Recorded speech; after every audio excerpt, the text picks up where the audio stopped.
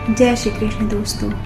आज हम जानेंगे अध्याय 9। विदा होते समय बाबा की आज्ञा का पालन और अवज्ञा करने के परिणामों के कुछ उदाहरण, भिक्षावृत्ति और उसकी आवश्यकता, भक्तों की अनुभव। गत अध्याय के अंत में केवल इतना ही संकेत दिया गया था कि लौटते समय जिन्होंने बाबा के आदेशों का पालन किया वे सकुशल घर लौटे और जिन्होंने अवज्ञा की उन्हें दुर्घटनाओं का सामना करना पड़ा। इस अध्याय में यह कथन अन्य कई पुष्टिकारक घटनाओं और अन्य विषयों के साथ विस्तार पूर्वक समझाया जाएगा। शिरडी की यात्रा की विशेषता। शिरडी यात्रा की एक विशेषता यह थी कि बाबा की आज्ञा के बिना कोई भी शिरडी से प्रस्थान नहीं कर सकता था, और यदि किसी ने किया भी तो मानो उसने अनेक कष्टों को निमंत्रण दे दिया। परंतु यदि किसी को शिरडी छोड़ने की आज्ञा हुई तो फिर वहां उसका ठहरना नहीं हो सकता था। जब भक्तगण लौटने के समय बाबा को प्रणाम करने जाते तो बाबा उन्हें कुछ आदेश दिया करते थे जिनका पालन अति आवश्यक था। यदि इन आदेशों की अवज्ञा कर कोई लौट गया तो निश्चय ही उसे किसी न किसी दुर्घटना का सामना करना पड़ता था। ऐसे कुछ उदाहरण यहाँ दिए जाते हैं। तात्या कोटे पाटिल के बारे में जानते हैं। एक समय तात्या कोटे पाटिल तांगे में बैठकर कोपरगांव के बाजार को जा रहे थे।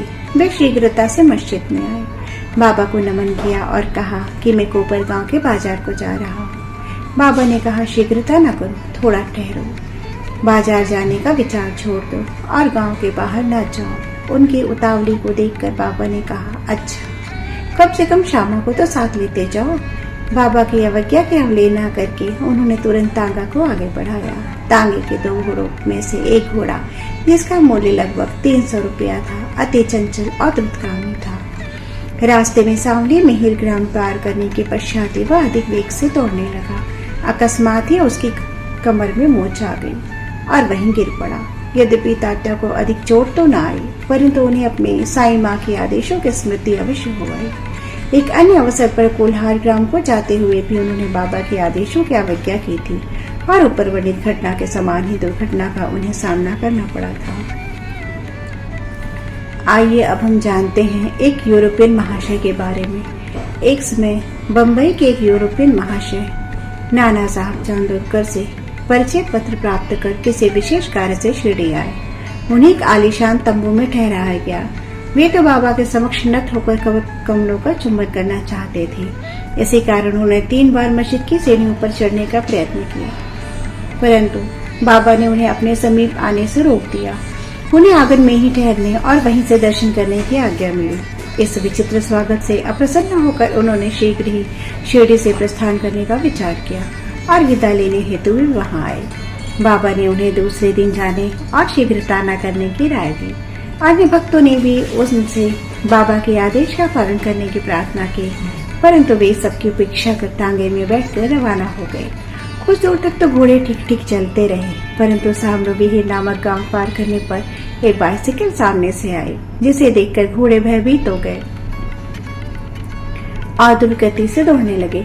फलस्वरूप तांगा उलट गया और महाशय जी नीचे लुढ़क गए और कुछ दूर तक तांगे के साथ साथ घिसटते चले गए। लोगों ने तुरंत अस्पताल में शरण लेनी पड़ी। इस घटना से भक्तों ने शिक्षा ग्रहण की कि जो बाबा के आदेशों की अवहेलना करते हैं उन्हें किसी न किसी प्रकार की दुर्घटना का शिकार होना ही पड़ता है, और जो आज्ञा का पालन करते हैं वे सकुशल और सुखपूर्वक घर पहुँच जाते हैं। आइए हम जानते हैं कि भिक्षावृत्ति की आवश्यकता क्यों पड़ी। अब हम भिक्षावृत्ति के प्रश्न पर विचार करेंगे। संभव है कुछ लोगों के मन में संदेह उत्पन्न हो कि जब बाबा इतने श्रेष्ठ पुरुष थे तो फिर उन्होंने आजीवन भिक्षावृत्ति पर ही निर्वाह क्यों किया। इस प्रश्न को 2 दृष्टिकोण समक्ष रखकर हल किया जा सकता है। पहला दृष्टिकोण, भिक्षावृत्ति पर निर्वाह करने का कौन अधिकारी है। शास्त्रानुसार वे व्यक्ति जिन्होंने 3 मुख्य आसक्तियों कामनी, कंचन और कीर्ति का त्याग कर आसक्ति मुक्त हो संन्यास ग्रहण कर लिया हो, वे ही भिक्षावृत्ति के उपयुक्त अधिकारी हैं, क्योंकि वे अपने गृह में भोजन तैयार करने का प्रबंध नहीं कर सकते।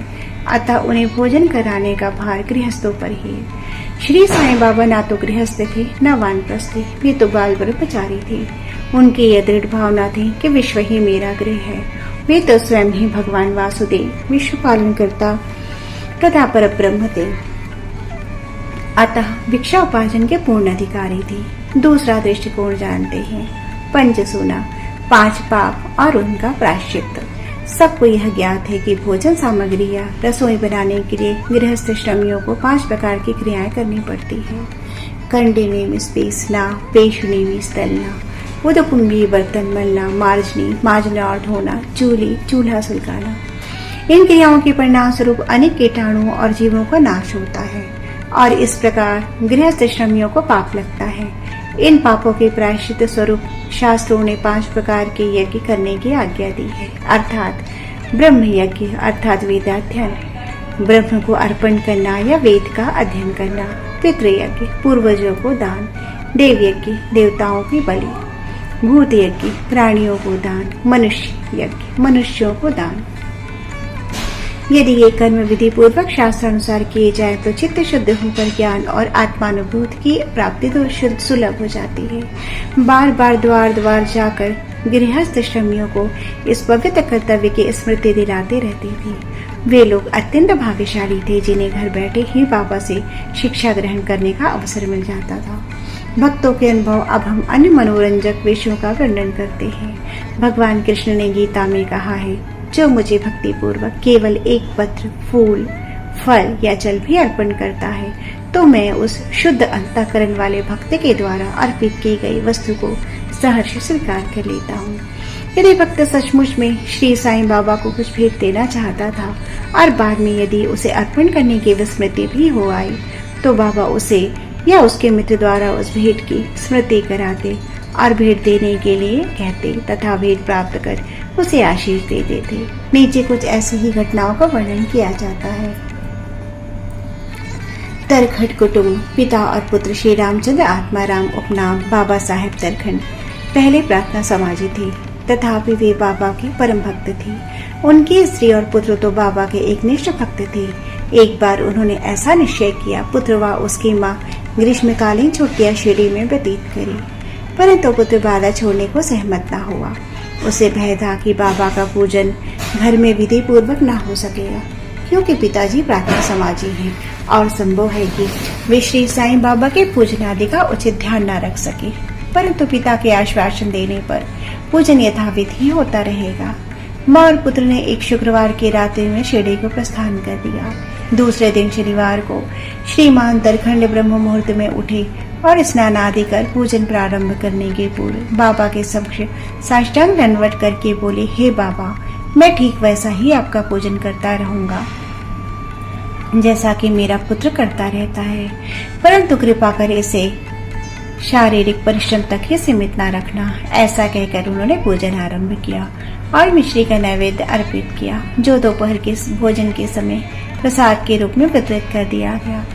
वो दिन की संध्या तथा अगला दिन इतवार भी निर्विघ्न व्यतीत हो गया। सोमवार को उन्हें ऑफिस जाना था, परंतु वह दिन भी निर्विघ्न निकल गया।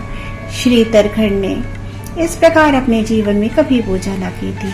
उनके हृदय में अति संतोष हुआ कि पुत्र को दिए गए वचनानुसार पूजा यथाक्रम संतोष पूर्वक चल रही है। अगले दिन मंगलवार को सदैव की भांति उन्होंने पूजा की और ऑफिस को चले गए। दोपहर को घर लौटने पर जब वे भोजन को बैठे तो थाली में प्रसाद न देखकर उन्होंने अपने रसोइयों से इस संबंध में प्रश्न किया। उसने बतलाया कि आज विस्मृतिवश वे नैवेद्य अर्पण करना भूल गए। यह सुनकर वे तुरंत अपने आसन से उठे और बाबा को दंडवत कर क्षमा याचना करने लगी तथा बाबा से उचित पथ प्रदर्शन न करने तथा पूजन को केवल शारीरिक परिश्रम तक ही सीमित रखने के लिए उलाहना देने लगी। उन्होंने संपूर्ण घटना का विवरण अपने पुत्र को पत्र द्वारा सूचित किया और उससे प्रार्थना की कि वह पत्र बाबा के श्री चरणों पर रखकर उनसे कहना कि वे अपराध के लिए क्षमा प्रार्थी है। यह घटना बांद्रा में लगभग दोपहर को हुई थी और उसी समय शिरडी में जब दोपहर की घटना बांद्रा में लगभग दोपहर को हुई और आरती प्रारंभ होने वाली थी तो बाबा ने श्रीमती तरखंड से कहा, माँ, मैं कुछ भोजन पाने के विचार से तुम्हारे घर बांद्रा गया था। द्वार में ताला लगा देखकर मैंने किसी प्रकार गृह में प्रवेश किया, परंतु वहां देखा कि भाऊ मेरे लिए कुछ भी खाने को नहीं रखे हैं, अतः आज मैं भूखा ही लौट आया हूँ। किसी को भी बाबा के वचनों का अभिप्राय समझ नहीं आया, परंतु उनका पुत्र जो समीप ही खड़ा था सब कुछ समझ गया और समझा कि बांद्रा में पूजन में कुछ तो भी त्रुटि हो गई है, इसलिए बाबा से लौटने की अनुमति मांगने लगा। परंतु बाबा ने आज्ञा ना दी और वहीं पूजन करने का आदेश दिया। उनके पुत्र ने शिरडी में जो कुछ हुआ उसे पत्र में लिखकर पिता को भेजा और भविष्य में पूजन में सावधानी बरतने के लिए विनती की। दोनों पत्र डाक द्वारा दूसरे दिन दोनों पक्षों को मिले। यह घटना आश्चर्यपूर्ण नहीं है। श्रीमती तरखट। एक समय श्रीमती तरखट ने 3 वस्तुएं अर्थात भारित भुर्ता यानी मसाला मिश्रित भुना हुआ बैगन और दही, काचरिया बैगन के गोल टुकड़े घी में तले हुए और पेड़ा मिठाई बाबा के लिए भेजी। बाबा ने उन्हें किस प्रकार स्वीकार किया, इसे अब देखते हैं। बांद्रा के श्री रघुवीर भास्कर पुरंदरे बाबा के परम भक्त थे। एक समय वे शिरडी को जा रहे थे। श्रीमती तरखट ने श्रीमती पुरंदरे को 2 बैगन दिए और उनसे प्रार्थना की कि शिरडी पहुंचने पर वे एक बैगन का भुर्ता और दूसरे का काचरिया बनाकर बाबा को भेंट कर दे। शिरडी पहुंचने पर श्रीमती पुरंदरे भुर्ता लेकर मस्जिद को गई। बाबा उसी समय भोजन की थाली पे बैठे ही थे। बाबा को वह भुर्ता बड़ा स्वादिष्ट प्रतीत हुआ। इस कारण उन्होंने थोड़ा थोड़ा सभी को वितरित किया। इसके पश्चात बाबा ने काचरिया मांगा।